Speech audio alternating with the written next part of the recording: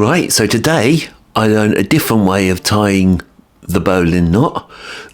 So I've got the long end of my cord here, the short end here, and what I'm going to do is make a twist like that. So the long end is over the short end. Then I'm going to get the long end, poke it up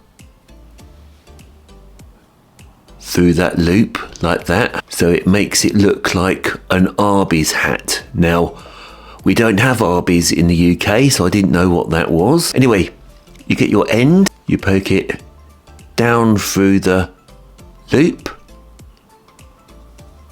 out the back, and then you pull on the long end, and what happens is the knot collapses and you end up with an end of the line bowline knot.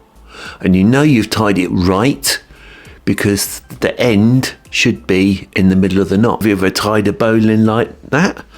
What do you think of Arby's? Let me know in the comments, and I'll see you in the next one.